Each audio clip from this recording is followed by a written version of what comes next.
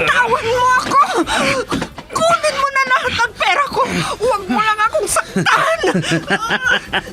Wala ka nang magagawa. Akin ka.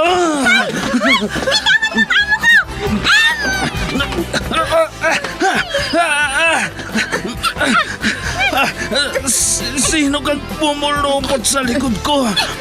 Bumaba ka dyan.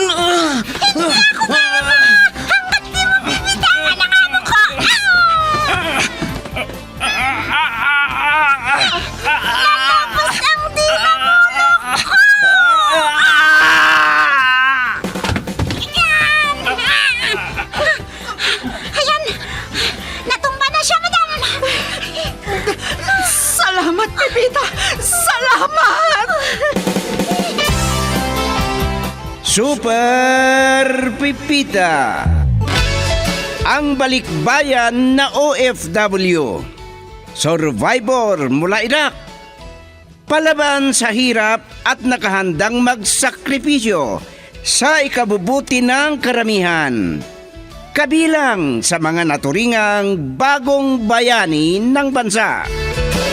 Super Pipita, isang dula na kung saan inyong mapapakinggan ang iba't ibang pakikipagsapalaran ng isang OFW. Super Pipita, mula sa Lovelet Artist and Talent Center Drama Productions, handog sa inyo ng #1 and most trusted radio network in the country, Bombo Radio Philippines. Basta Radio Bombo.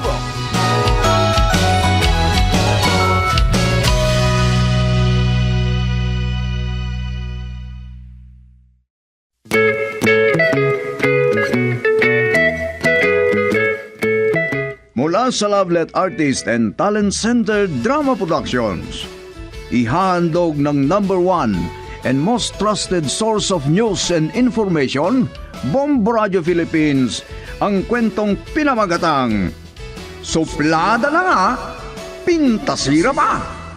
Dito sa ating dula, Super Pipita!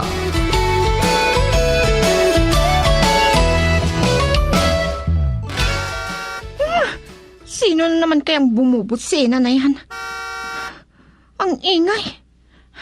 Pipita! Halika nga rito! Opo, madam! Nandiyan na! Ano ba ito? Sabay-sabay naman. Cellphone nagre-ring. May bumubusina pa. Sandali lang! Kanino kayang cellphone ang nagre-ring? Hawak ko naman ang cellphone ko. Baka kay Pipita. Bakit po, madam? Hindi mo ba naririnig ang bumubisina?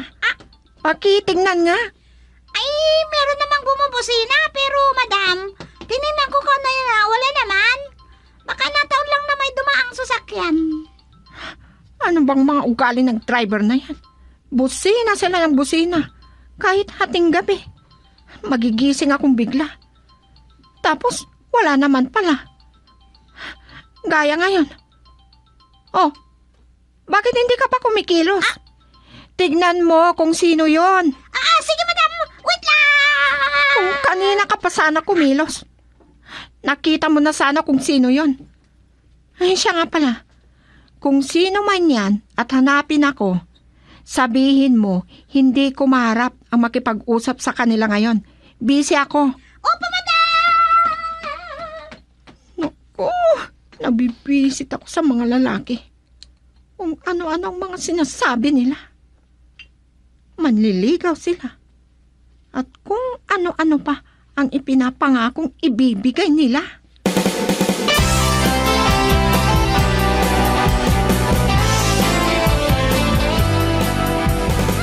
Si madam talaga, oh.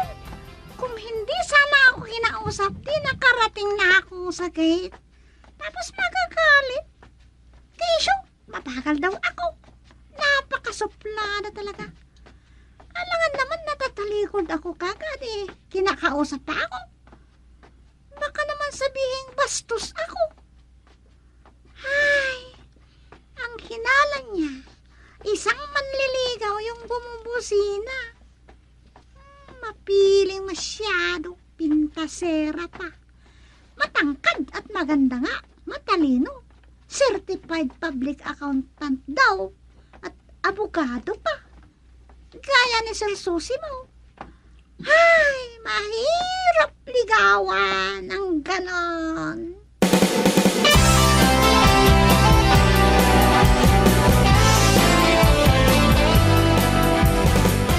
Sino bang tinatawagan ninyo? Hindi naman kayo sinasagaw. Nakipaghiwalay na ba sa inyo? Ayan ka na naman. Lulukohin mo ako. Si Sosi mo ang tinatawagan ko. Oh, nagriring ang kanyang cellphone, hindi naman sinasagot. Baka may ginagawa. O kaya marami siyang klinte. Alam ninyo naman, sa abogado, halos hindi mahawakan ang cellphone niya. May importante sana akong sabihin sa kanya. Pumunta na lang kayo sa bahay nila bukas. Samahan ko kayo. Tawagan ko ulit. Kapag hindi pa sumagot, maghanda ka. Lulusubin ba natin, mamay? Anong kalibre ng baril ang dadaling ko? Yung 45 ba o yung granada? Nakakagulat ka naman. Ano ka ba? Ang sabi nyo kasi, humanda ako. Ihahanda ko ang baril na gagamitin ko. Ikaw talaga. Palagi mo na lang akong niloloko, ha? Kahit seryoso ang pinag-uusapan. Kaya kung minsan maraming naiinis sa'yo. Hayaan nyo lang sila. May dalaman akong baril sa ganitong itsura ko. Hindi naman sila matatako sa akin, mamay. Minamalit mo na naman ang sarili mo. Pwede ba? Huwag mong pintasan ang sarili mo.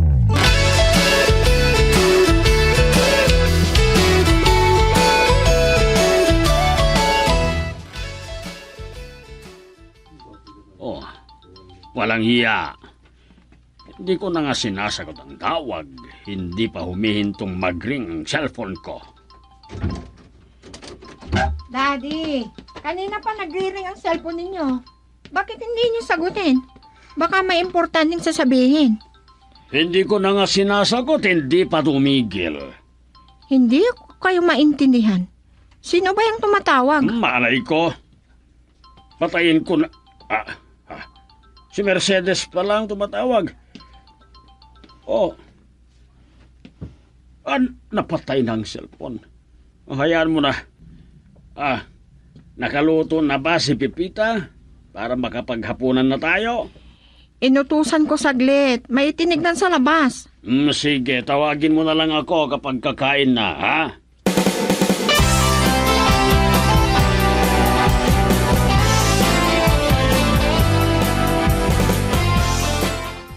Madam, wala naman akong nakitang sasakyan sa labas. Baka nagkataon lang na bumusina kanina, ha? Sino yun? Dinig na dinig ko. Lokong taong yun ah. Sige na, Pipita. Magsandok ka na. Kanina pa nagugutom ang daddy. Sige, madam. Sino kaya yun? Sa tapat mismo ng bahay namin bumubusina. Daddy! Lumabas na kayo dyan sa kwarto nyo. Magsasandok na si Pipita. Alika na, Pipita. Tutulungan na kita para mabilis. Siya nga pala. Pagkakain natin, may ipag-uutos ako sa'yo. Opo, madam. May ipag-uutos daw sa akin si madam. Pareho na lang sila ni Sir Susi mo. Kung hindi ako nagkakamali, 1 linggo na silang problemado. Lalabas sa bahay, pagkatapos wala pang 1 minuto, papasok uli sa loob. Ay, ano kayang nangyayari sa mag-amang ito?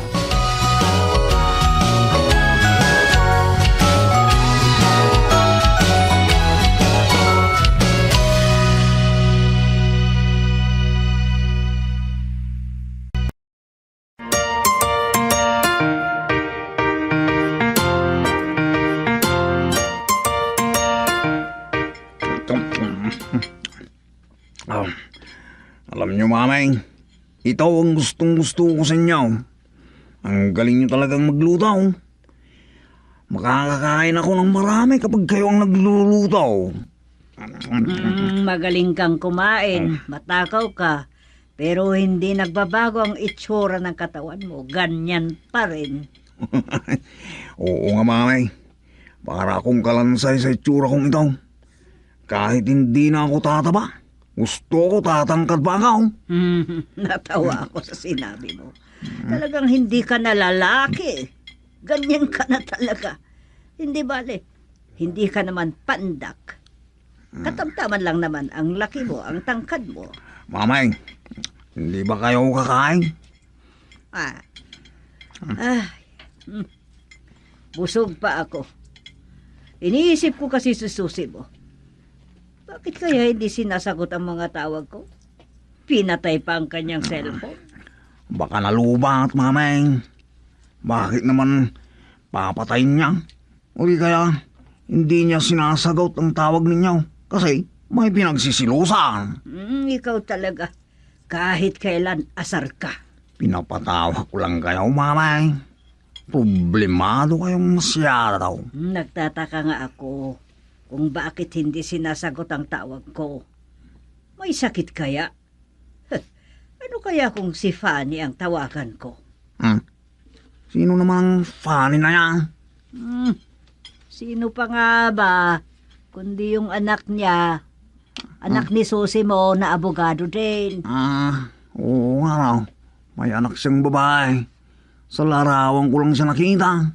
Gusto kong makita ng personal. Maganda si Fanny. Matangkad, matalino. Oh. Corporate lawyer sa isang kumpanya. Kaya lang, sopladita. Ganun ba, mamay? Sige na, kumain na kayo. Hayaan niyo. Pupuntan natin sa kanila bukas. Pero, tawagan niyo muna. Ayun nga eh. Ayaw sagutin ang tawag ko. Subukan mo kang tawagan. Si Fanny na lang tawagan niyo. O sige na, mamay. Sige. Ako na nga lang ang tatawag sa kanya.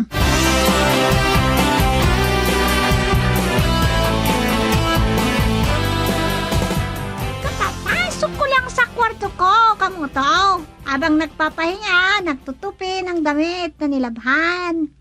Ano? Kahit nagpapahinga ka na pala may ginagawa ka pa rin. Matulog ka na. Hindi pa nga ako inaantok. At saka, hindi naman mabigat na trabaho itong magtupi. Ganun ba? Kakaalis din, Nicolas. Kaya naisipan kitang tawagan. Walang magawa may nagtanong pala sa'yo kung nasaan ka. Si matandang busyang ba? Si matandang busyang na naman yan. Uutang ng pera. Bigyan mo na lang siya. Kakausapin ko kapag magkita na kami. Dadagdagan ko ang pera niya. Hindi siya. Pareho daw kayo. Ano? Pareho kami? Ay, ibig kong sabihin, nagtrabaho din sa ibang bansa. Sino yan? Parang hindi ko matandaan kung ano yan. Ay, hindi naman siya taga-Bugyasan. Pamangkin daw ni Ama Ampyong. Nagbakasyon dito sa atin. Ano na yung pangalan? Linapit daw yata. Anong pangalan nun? Ano? Linapit? May pangalan bang ganyan? Yan ngang sabi niyang pangalan niya Kapag nagkita kaming muli, tatanungin ko ang tunay niyang pangalan para masabi ko sa'yo. Tawagan kita. Sige, bahala ka. Inaantok na ako. Sa ibang araw ulit, ha? Oo, sige, mag-ingat ka dyan. Ikaw din. Kayo din, Nicolas. Mag-ingat kayo. Bye. May naghahanap daw sa akin. Nalinapit ang pangalan. Sino kaya yun? Wala akong matandaan. Teka. Baka naman si Catalina Pet-Pet. Parang Pek-Pek ang apelyido nun. Inaantok na ako. Matutulog na nga ako. Mag-iersisyo ako muna bago magluto bukas.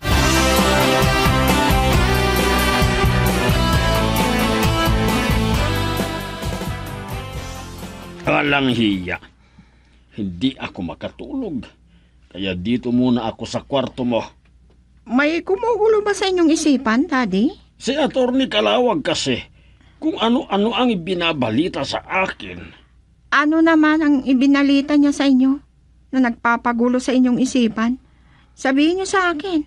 Pagkatapos na tumawag sa akin, si Atty. Laod naman. Pagkatapos kanina, si Atty. Agsunog naman.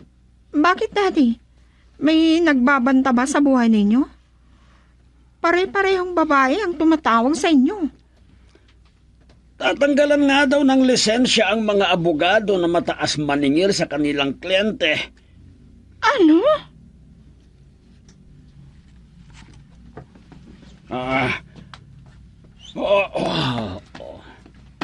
Masama ang magpayaman. Panaginip lang pala. Ilang taon kong pinag-aralan ang pagiging ganap na abogado. Malaki ang nagasto ko. Naisanla pa ang aking mga magulang ang bukid. Matupad lang ang pangarap ko. Pero hindi nagtagal. Nagkasakit sila. Hanggang nawala sila. Akala ko kausap ko si Fanny. Panaginip lang pala. Sana hindi malaman ni Fanny ang aking sekreto.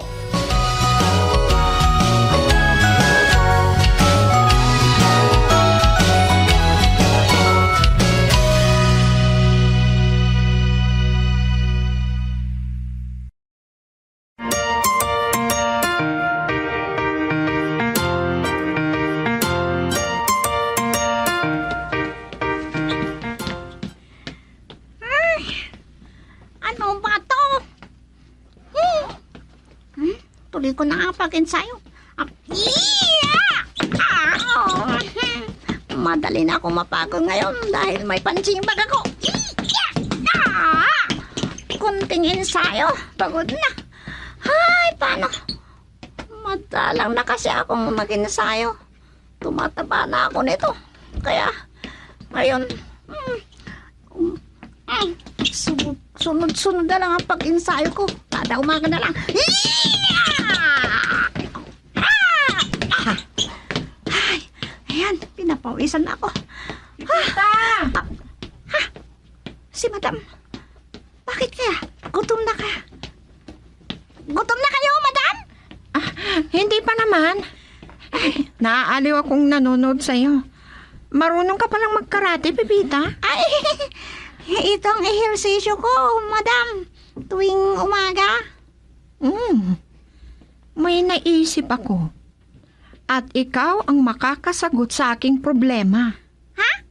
Bakit? Anong problema ninyo, Madam? Ang papangit at ang kukulit ng mga manliligaw ko.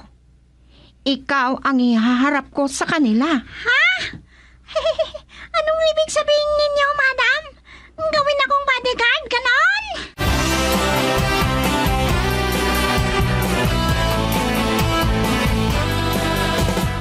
Magandang umaga sa'yo, sir. Attorney pala. Hindi ako diskumpiyado o kaya hindi mayabang. Kaya kahit ano pa ang itawag mo sa akin. Sir, basta walang ibang makakarinig. Attorney kapag maraming nakakarinig. Sige, attorney. Kumusta ang buong araw?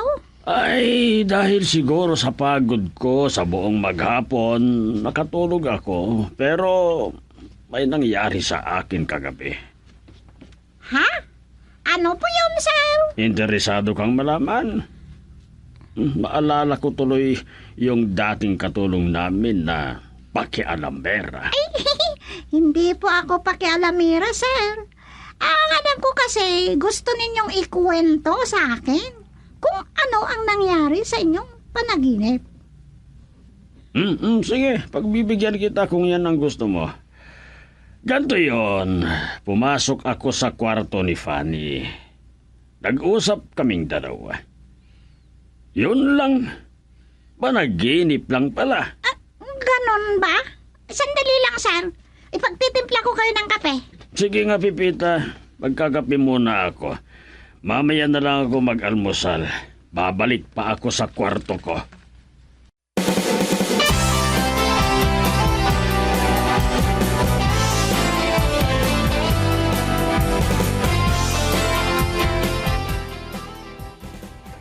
Kung may pupuntahan ka, Bunjing, kahit ako na lang ang pupunta sa bahay nila Susi mo.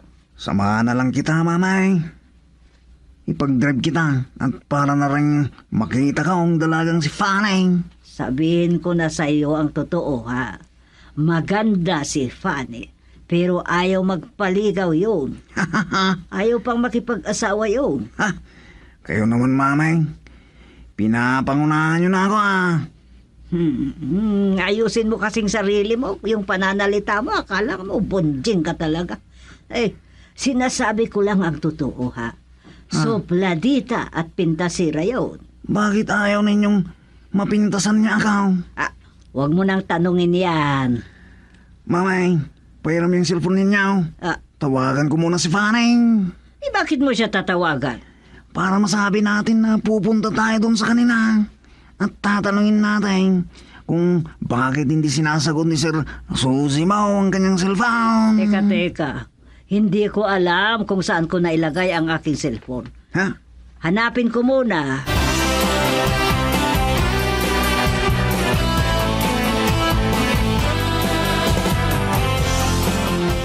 Nagkape lang si Sir Susi mo.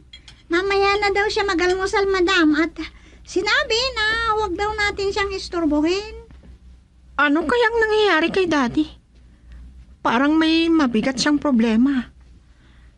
Ayaw din niyang sagutin ang kanyang cellphone kapag may tawag siya.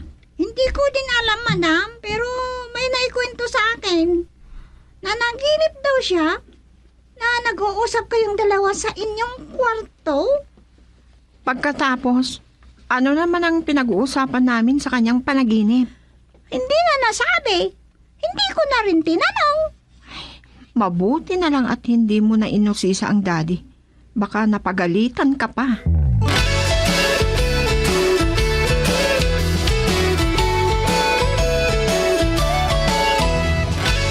Kanina pa nag-ring ang cellphone ni Fanny.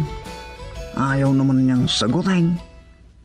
Pati si Fanny ayaw makipag-usap. Baka sinabihan yun ni Susi mo. Hindi ko lang alam, mamay. Maghintay lang tayo. Hayaan lang nating mag-ring ang kanyang linya. Hello? Ah, mamay, ayan. sumagot na. Ang sabi ko, hello? Hoy, lalaki! Kung sino ka man at balak mong manligaw, huwag mo nang ituloy. Lalo na kapag pangit ka. Ha? Anaw?